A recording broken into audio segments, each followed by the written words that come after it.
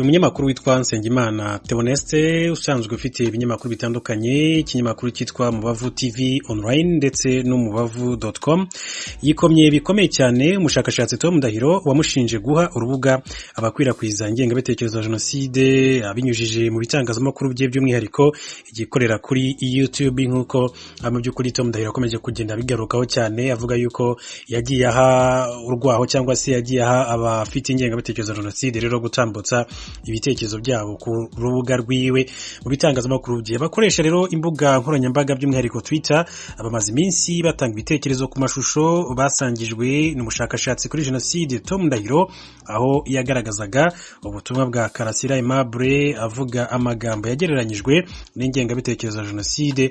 Aya mashusho rero mu by'ukuri ya Karasira Aimable hari aho agira ati ziriya za CNLG na komisiyo y'ubumwe n'ubwiyunge iyo uzirebye usanga icyo bashishikajwe nacyo ni ukwamagana Alors Uwase, Jambo News, Victoire Ingabire, bikarangira ubonye ari ukwamagana abarwanya FPR Inkotanyi. Hanyuma akomeza agira ati mu by'ukuri mbona CNLG, komisiyo y'ubumwe n'ubwiyunge, ngewe mbyita FPR, nge mbona ari FPR nta kindi, mbese umwanzi wese nako isi umwanzi umuntu wese uvuze ko FPR hari amakosa bakoze. Ati niba rero baraturokoye se bivuze ko baticaga abandi bantu. Mu by'ukuri amagambo ya Karasira Aimable yatangaje binyuze kuri ibinyamakuru byo Mubavu bikorera kuri YouTube. Hanyuma rero ikiganiro kirambuye bivuga ko cyafashwe na Nsengimana Theoneste wa Mubavu TV, ariko kiza no kunyuzwa ku rukuta rwa YouTube rwa Karasira Aimable rwitwa Ukuri Mbona TV. Tom Ndahiro yagize ati Constitution y'u Rwanda iti twiyemeje gukumira no guhana icyaha cya jenoside, kurwanya ihakana n'ipfobya rya jenoside, kurandura burundu ingengabitekerezo ya jenoside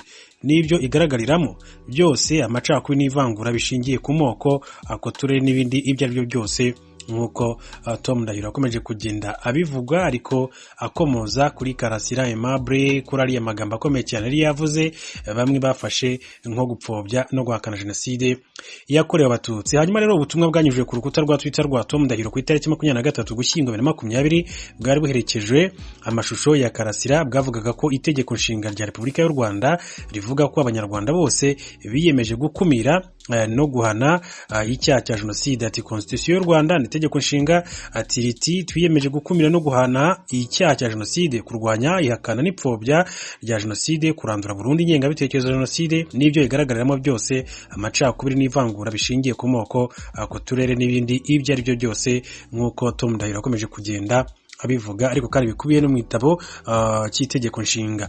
Hanyuma kandi yakomeje yibaza ko kuba Umubavu TV na Karasira Aimable batemeranya n'ibivugwa n'itegeko nshinga ry'u Rwanda nk'uko ryatowe muri 2015 guhakana no gupfobya jenoside, ati babifitemo inyungu kimwe n'abandi ba genosideri bose, ati gukomeza kwirengagiza ingengabitekerezo ikwizwa isi, ati ukuroga urubyiruko muri rusange.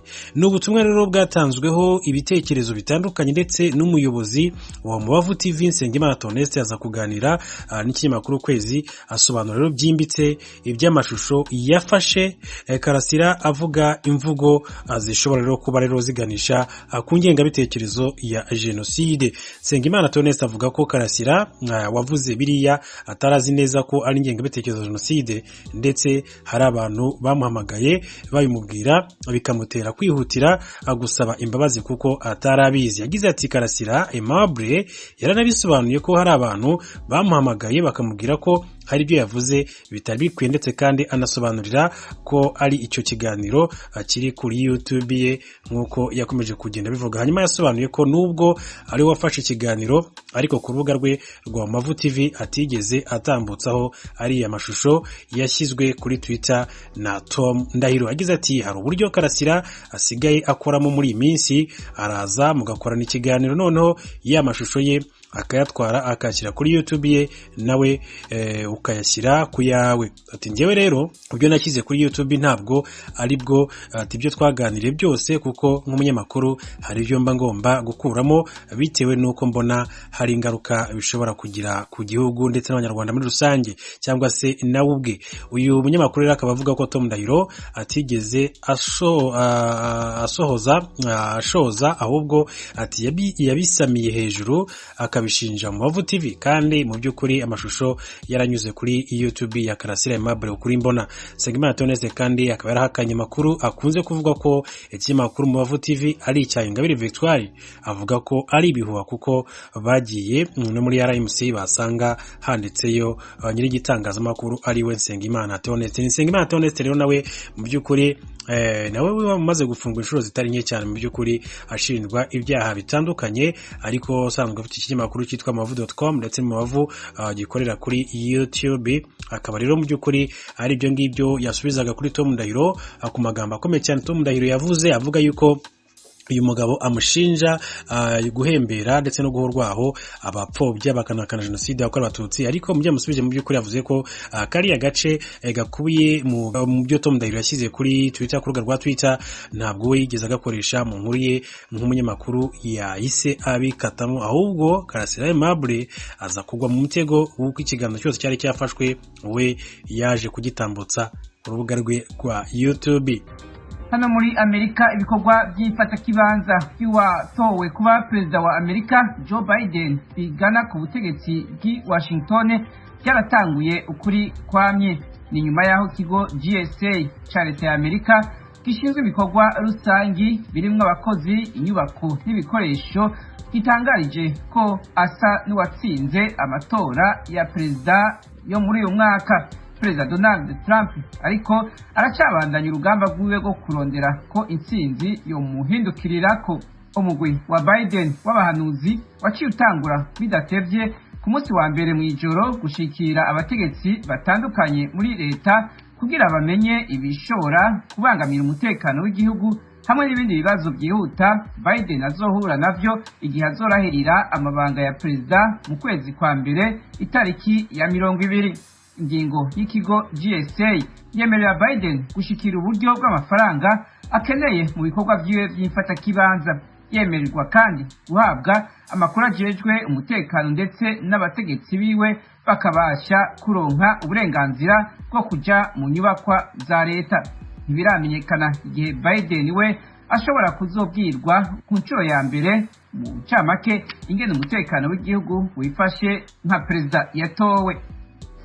Intumwa za leta ya Israeli zaragendeye Sudani kuwa mbere mu biganiro bigamije kunonosora amasezerano yafashijwemwo na leta z'ubumwe za Amerika yo kugarukana imigenderanire hagati y'ivyo bihugu bibiri. Sudani ni leta igira gatatu y'Abarabu iri kwirarondera kunagura imigenderanire na Israeli bifashijwemwo na leta z'ubumwe za Amerika. Ibinyamakuru muri Israeli bivuga ko izo ntumwa ziri mu mugwi muto w'abategetsi bariko barategura izindi ngendo z'izindi ntumwa zo ku rwego rwo hejuru ziterekanya mu ndwi ziri imbere. Kuri ayo makuru nyene y'imigenderanire na Israeli, igihugu ca Pakistan cavuze ejo kuwa kabiri ko kitazosubirana imigenderanire n'igihugu ca Israeli gushika Palestina ihawe ubwigenge, ikaba igihugu kandi cemerwa n'abanyepalestina ubwabo. Ibi bivuzwe inyuma y'urukurukuru mu binyamakuru byavuze ko ico gihugu co mu bumanuko bwa Aziya kigwiriyemwo abayisilamu gishobora kwisubirako kikemera ko Israeli ari igihugu. Umushikiranganji wa Pakistan ajejwe imigenderanire n'andi makungu yavuze ko ayo makuru ataho ashingiye kandi ko igihugu ciwe gishigikiye Palestina n'abanyagihugu bayo.